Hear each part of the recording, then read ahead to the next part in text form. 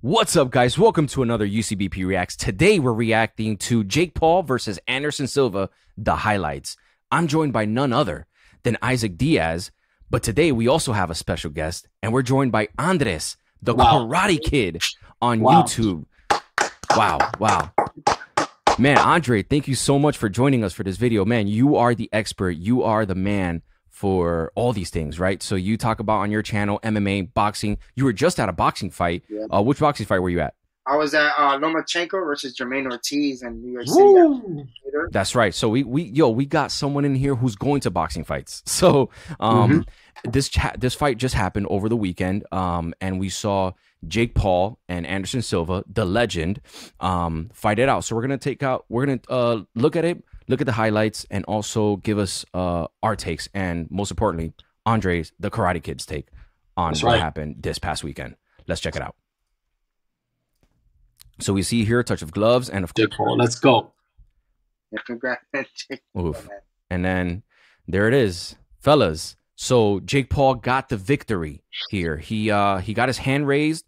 Seems like the most pivotal moment in the fight was the ending of the 8th round, where we see Jake Paul go for that uppercut, and Anderson Silva, goes down. I'm happy that there's a lot of obviously speculation with like Tyron Woodley and with Ben Askren about taking the money and blowing the fight or whatever it is and stuff. Hold on. So you think this was rigged? No. So if any doubters were out there for that, I don't think there was any rigs in those things. I think Jake Paul is an actual he's a pretty good fighter. I think he's been improving, and he's had the coaches and all that. But I'm happy that if there were doubters and stuff, I'm glad that and if that were true, I'm glad that Anderson Silva didn't do that, and they fought a great fight, which seemed like it was actually a great fight.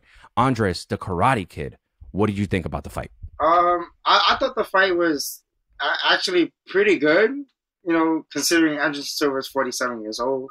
Yeah. Like I say, and I say it in my videos all the time when I do a Jake Paul video, the work ethic and the promotion and the promoter that he is like 100% respectable.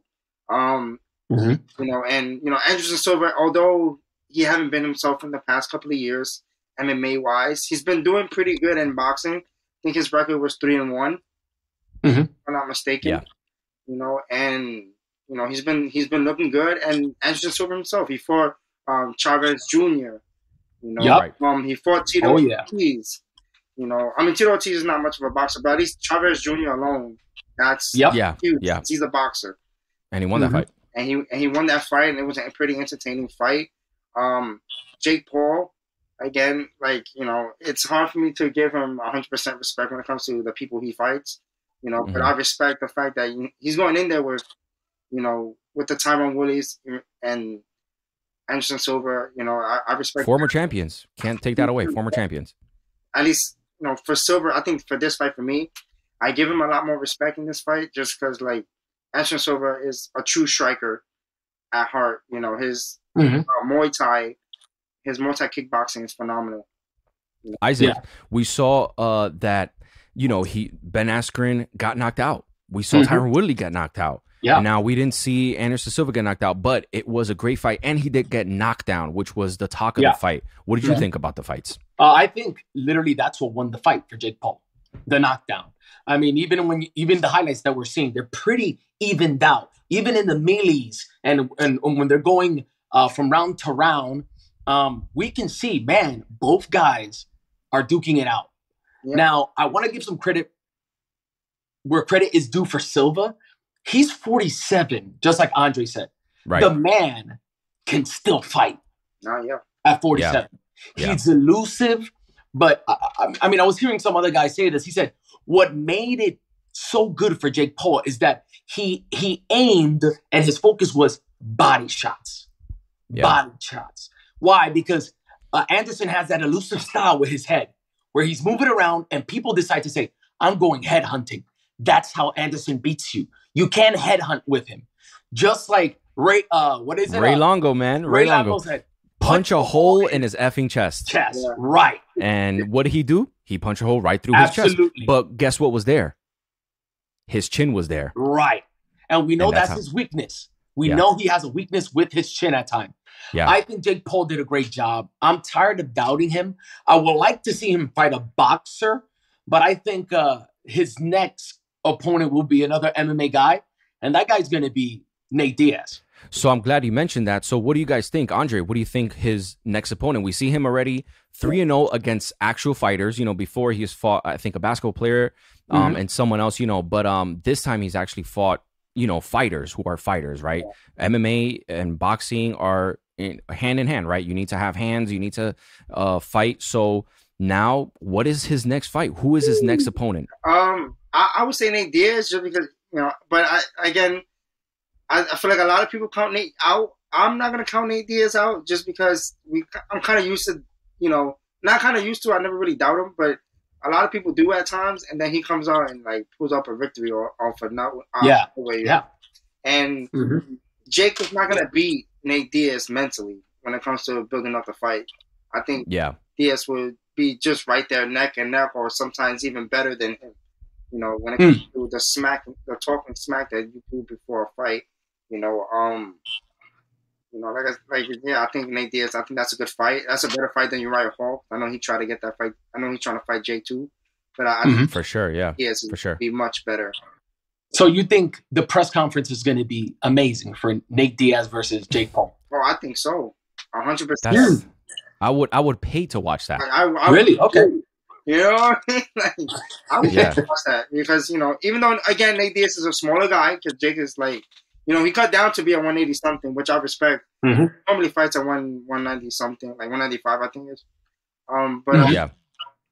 It's just like I said, the skills of Jake Paul has improved over the years. I give him that.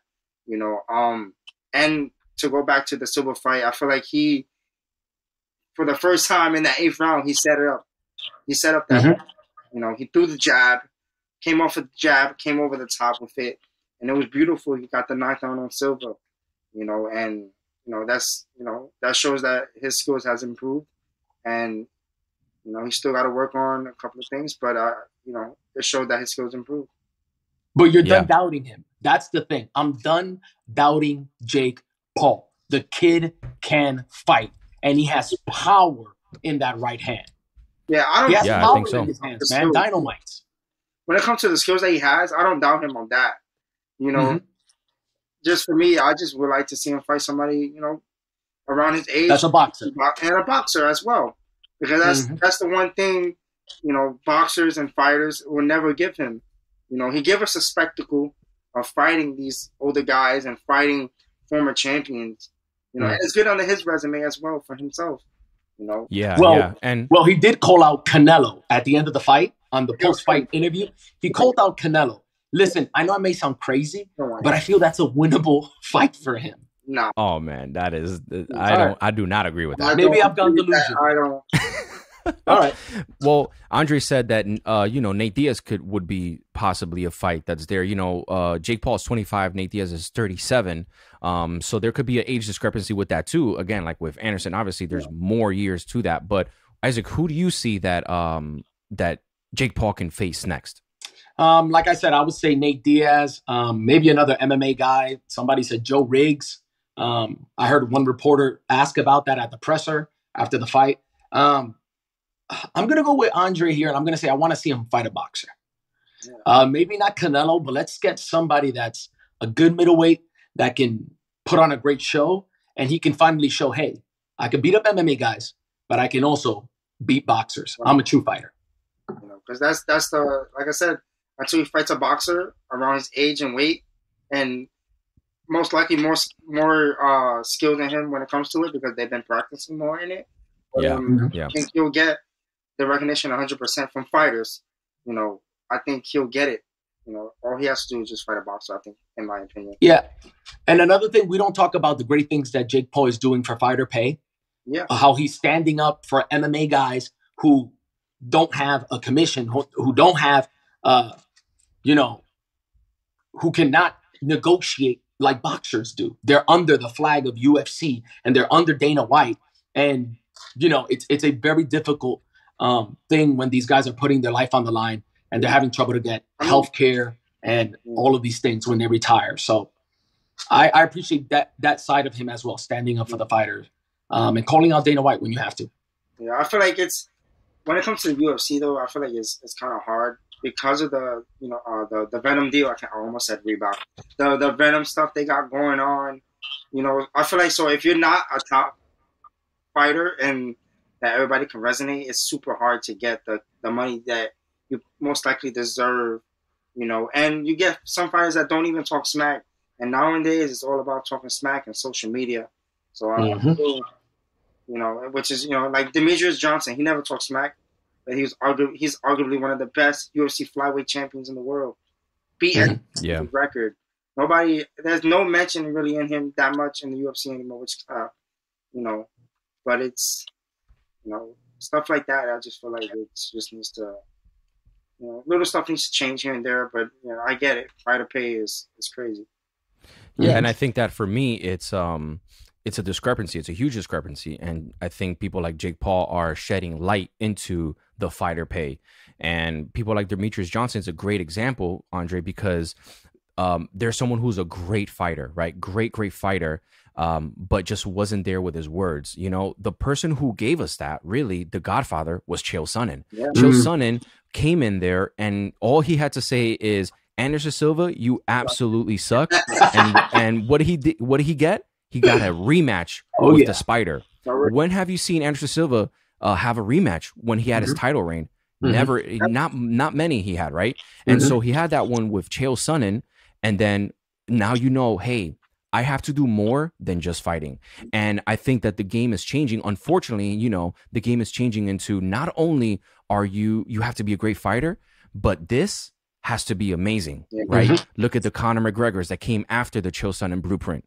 Right. Look at the pressers with Chael Sonnen, with Nate Diaz and Conor McGregor, legendary. And then what came after that? Khabib Nurmagomedov versus Conor McGregor, which is still the highest rated UFC fight and highest grossing UFC fight of all time.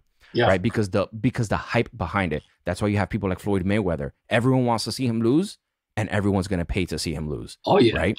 So this blueprint that Jake Paul is creating for fighter pay and kind of like establishing that, like, hey, there's a discrepancy here, because I guarantee you Anderson Silva made more money in this one fight than he's ever did in the UFC. That's that. Dana White may say, hey, no, that's not true or whatever and stuff, with the Reebok deal and the Venom deal and all that and stuff. But to be honest, it is a discrepancy. And the Rock shoes now. Right, exactly. And the Rock shoes, don't forget that. I also want to add on Jake's behalf, not too long ago, he had arguably one of the two best when it comes to boxing women main event, Madison Square Garden. That I was there, and when I tell you it was packed, and I'm not talking about the Hulu Theater, I'm talking about MSG, the big upstairs room. The girls did their thing, and you don't see a lot of promoters doing that when it comes to women boxing. You don't really see women's boxing as much. So Top Rank started doing it now, showcasing the women like that. But like Jake, he got the Katie Taylor and Amanda Soriano fight, which again, two girls that are on top of their divisions right now. And that was back in the summertime. You went, and it was another fantastic showing. And it goes to show that if you give, when it comes to women or just the equality, that Jake's pushing when it comes to stuff like that, it's amazing.